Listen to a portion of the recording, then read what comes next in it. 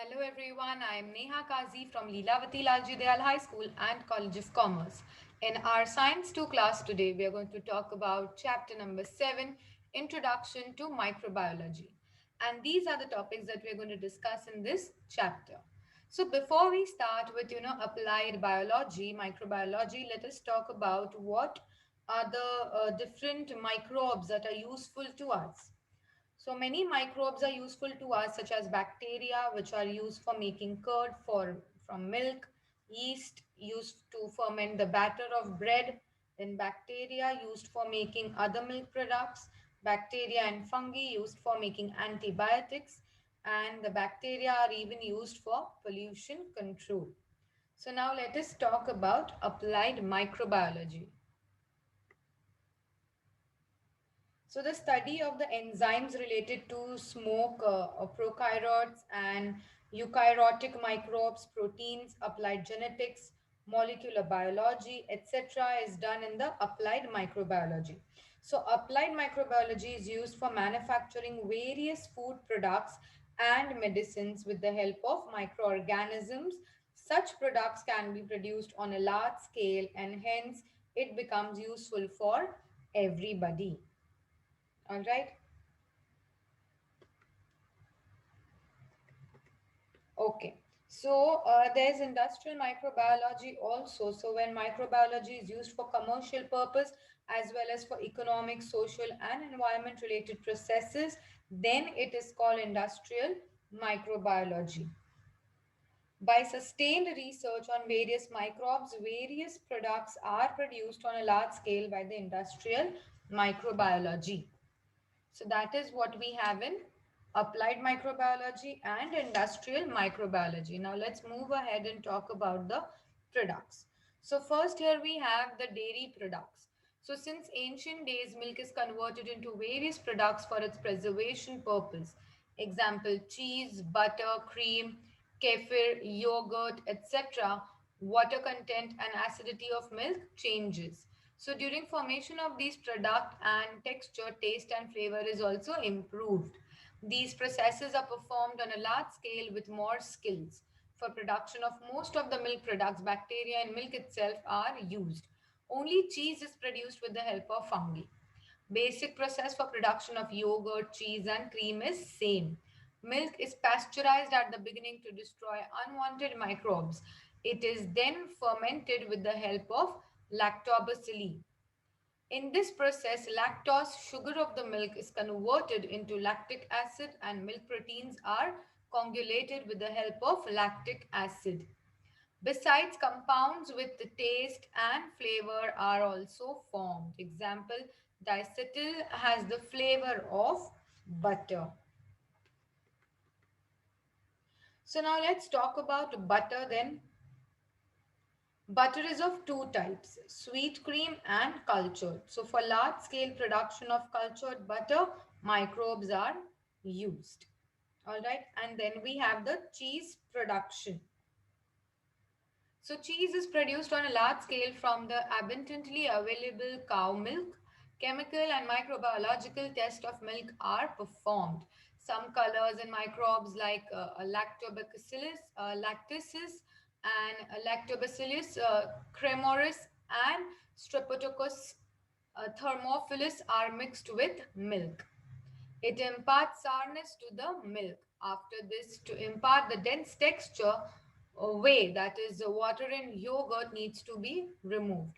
An enzyme rennet obtained from alimentary canal of cattle was being traditionally used earlier. However, an enzyme protease obtained from fungi is used. So at present, to produce vegetarian cheese, we use this fungi. All right. So the whey is separated from yogurt, which has some other uses as well. Then the process of production of cheese is started through steps like cutting the solid yogurt into pieces, washing, rubbing, salting, and mixing of essential microbes, pigments, and flavors. Then cheese is pressed and cut into pieces and stored for ripening. Now let's talk about probiotics. So milk products containing active bacteria, they form the probiotics. All the above microbes which are there, they help in maintaining the intestinal bacteria which help the digestion. They also decrease the harmful bacteria such as Clostridium. So then we also have um, probiotic products. So various products are called probiotics such as yogurt, kefir, pickle of cabbage and other pickles, dark chocolate, miso soup, oils, corn syrup, then artificial sweeteners, seafood, etc. So all of these are your probiotic products. Then what are the benefits of these probiotic products? Or the probiotics. So the colonies of useful bacteria are formed in the alimentary canal. The harmful microbes can be controlled by reducing their metabolic activities. Probiotics improve resistance to fight against diseases. Some harmful substances are formed during metabolic activities. Their bad effects are lower due to probiotics. Due to antibiotic treatment, useful bacteria become inactive. So, probiotics revitalize them by making them active again. Probiotics are used for treatment of diarrhea. In poultry treatment too, probiotics are used.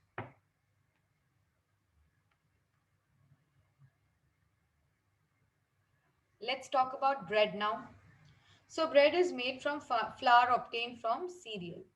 The dough is made by mixing together the baker's yeast, water, salt, and other necessary materials. The yeast helps in the fermentation and brings about the conversion of sugar into CO2 and ethanol. Due to the released CO2, the bread becomes spongy. So yeast again is of two types. It is compressed yeast containing carbohydrates, fats, proteins, various vitamins and minerals. This is used in commercial bakery industry. Dry granular yeast used for domestic use. Then products produced with yeast become nutritive. Vinegar, soya sauce and monosodium are also produced by microbial fermentation.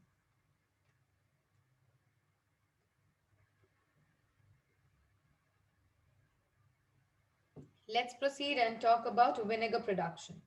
So vinegar is 4% acetic acid. All right.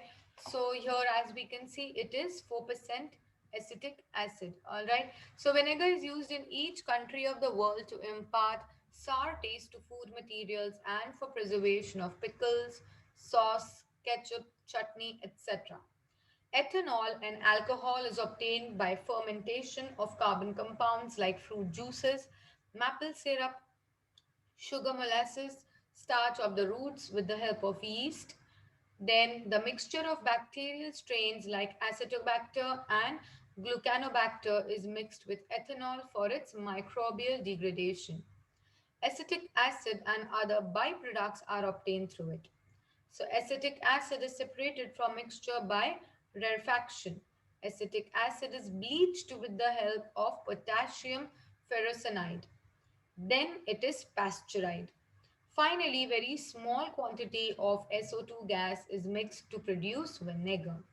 So soy sauce is produced by fermentation of the mixture of flour of wheat or rice and soya bean with the help of fungus aspergillus or orgees. Now let's move ahead and talk about microbial enzymes. So nowadays, instead of chemical catalysts, microbial enzymes are used in chemical industry. These enzymes are active at low temperature, pH and pressure, due to which energy is saved and erosion-proof instruments are also not necessary. So enzymes carry out specific processes, hence unnecessary byproducts are not formed, due to which expenses on purification are minimized. In case of microbial enzymatic reactions, elimination and decomposition of waste material is avoided and enzymes can be reused. Hence, such enzymes are eco-friendly. Some examples of microbial enzymes are oxidoreticase, then transferases, hydrolysis, lysis, isomerases, and agases. Then antibiotics, many diseases of human and other animals have been controlled due to antibiotics obtained from different types of bacteria and fungi.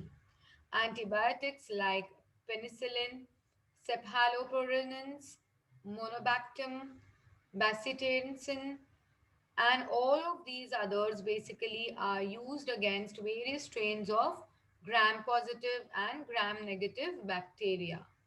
Rifamycin is effective against tuberculosis.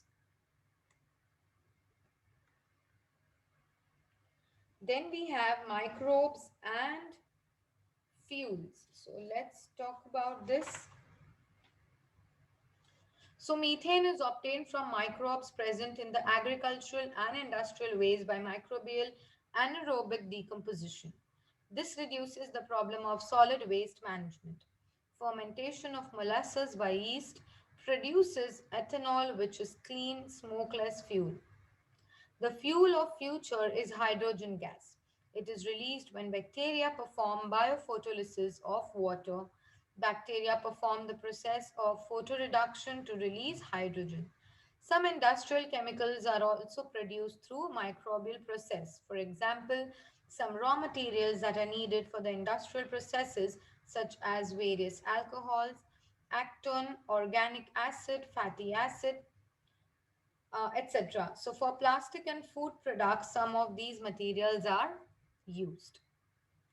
Then we have biofuel. So biofuel is a good and renewable type of energy. They are easily available and in abundance. Hence, they are called reliable fuels of the future. Biofuel is available in the three forms. Okay, so that's solid, liquid, and gases. Solid, we have coal, dung, and crop residue. Liquid, we have vegetable oils, alcohol, and gases, we have gobar gas and coal gas. Let's move ahead and talk about microbial pollution control. So, solid waste, sewage, and various pollutants are ever increasing with the increase in pollution, increasing diseases and degradation of environment around the world. So, densely populated countries like India are affected with these problems. Life of the future generations will be difficult if problems are not solved at right time and to right extent. So urban waste is accumulated in terms of tons. Now let's move ahead and talk about land filling sites. So the type of degradable waste which is created in the urban areas is dumped in the land filling sites which are away from the residential areas. The large pit dunks and then they lined up with plastic sheets are used for dumping compressed waste. It is covered with certain bioreactor substances and specific biochemicals. Microbes present therein decompose the biodegradable materials. The pit is sealed with soil slurry after it is full. Compost is formed by decomposition after few days. This is removed and such landfilling sites can be reused after removal of compost. Now let's talk about sewage management. So in villages, domestic sewage is disposed of either in nearby soil, and in cities, sewage needs to be carried to processing unit and acted upon by microbial processes. So microbes which can decompose any compound as well as destroy the pathogens of cholera, typhoid, etc. are mixed with sewage. They release methane and CO2 by decomposition of the carbon compounds present in sewage. Phenol oxidizing bacteria decomposes the xenobiotic chemical present in sewage. Now, what is clean technology? So, human beings have made a very fast progress in technology. However, environmental pollution is also increasing with same speed. So there are ways to control over, air, soil, and water pollution with the help of microbes. So microbes have natural ability of decomposing the man-made chemicals. Hydrocarbons and other chemicals are transformed with the help of these abilities. Some microbes remove the sulfur from fuel. Metals like copper, iron, uranium, zinc, etc. leach into environment from low quality metalloids. These are converted into compounds before leaching with the help of thiobacilli and sulfobacilli. And then we have oil spillage. So spilling of petroleum oil occurs in ocean due to various reasons. This oil may prove fatal and toxic to aquatic organisms. It is not easy to remove the oil layer from surface of water by mechanical method. Bacteria like Pseudomonas spes and Alacanorax have the ability to destroy the pyridinants and other chemicals. Hence, these bacteria are used to clear the oil spills. These are called as hydrocarbonoclastic bacteria, that's HCB. So HCB decompose the hydrocarbons and bring about the reaction of carbon with oxygen. CO2 and water is formed in this process. So plastic bottles are formed from the chemical substances PET. Nowadays, most of the urban garbage consists of plastic. So it has been observed that species like Vibrio, Idonella, Sacchinensis can decompose the PET. Species of fungi like Actinomycetes, Streptomyces, Nocardia, Actinoplanes have ability of decomposing rubber from garbage. Then let's talk about microbes and farming. So some microbe containing inoculants are produced by process of fermentation. These inoculants are sprayed on seeds before sowing and some of the inoculants are released into plants.